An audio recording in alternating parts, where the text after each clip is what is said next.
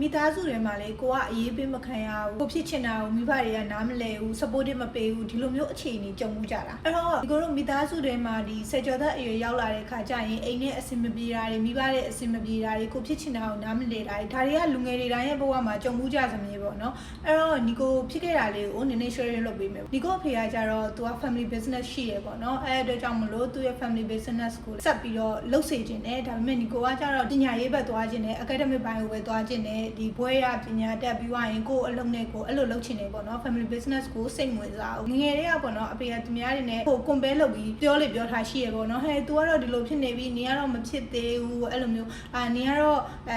ဒီလောက်ရတယ် तू ကတော့ဒီလောက်ရတယ်ဒီလိုအမြဲတမ်းပြောခံရတယ်ဆွေမျိုးတွေထဲမှာလည်းအဲ့လိုအမြဲတမ်းပြောခံရတယ်ပေါ့နော်ငယ်တော့ကတော့ဒါတွေကိုမသိခဲ့ဘူးဟောငါ့ကိုဘာဖြစ်လို့ငါ ability ကိုငါအရေးချင်းကိုဘာဖြစ်လို့အမြဲတမ်းမေကွန်းထုတ်နေရလဲငါအမြဲတမ်းသူတို့နဲ့ပြိုင်နေရတာလဲပေါ့တွေးခဲ့ဘူးတယ်ပြီးတော့စေကျော်သက်အရွယ်ရောက်လာတဲ့အခါမှာငါဖြစ်ချင်တာကိုဘာလို့နားမလဲတာလဲပေါ့နော်အဲ့တော့အဲ့လိုမျိုးနားမလဲနိုင်ဘူးမေကွန်းထုတ်ခဲ့တဲ့အချိန်တိုင်းမှာလည်းဒီမိဘနဲ့အဆင်မပြေဘူးစကားများတဲ့အခါမျိုးတွေဒါမျိုးတွေကြုံတွေ့ခဲ့ရတယ်ပေါ့နော်အဲ့တော့ကိုကနောက်ဆုံးမှဗာတိသွားလဲဆိုငါ proof ပြမှရမယ်အရင်တော့အဲ့လိုမျိုးပြောခဲ့တဲ့အချိန်တိုင်းမှာစိတ်တက်ကြတယ်ငါ့ကိုဘာဖြစ်လို့အဲ့လိုမျိုးပြောနေတာလဲငါဘဝကြီးကဘာလို့ဒီလိုဖြစ်နေရလဲလို့စိတ်တက်ကြရပေါ့နော်ဒါပေမဲ့နောက်ပိုင်းကျတော့ကို reframe ပြန်ပြီးတော့တွင်းလိုက်တယ်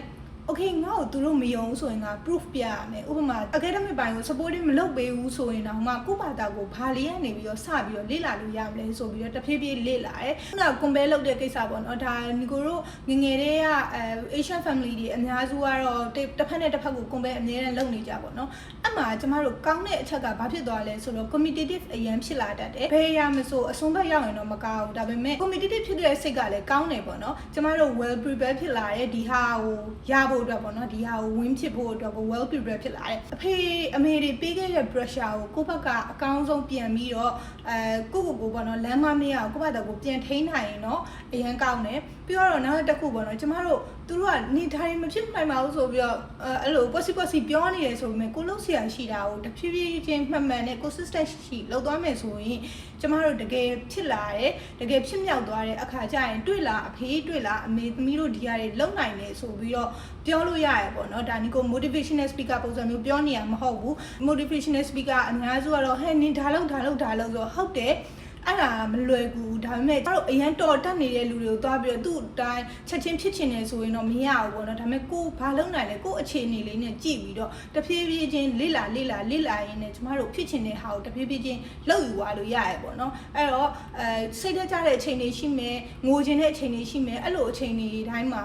okay ငါတကယ်ငါကိုရောက်ပြီဆိုရင်သူတို့တွေ့လာငါလုံးပြနိုင်တယ်ဆိုတော့ proof ကိုပြနိုင်ရမယ်ဆိုပြီးတော့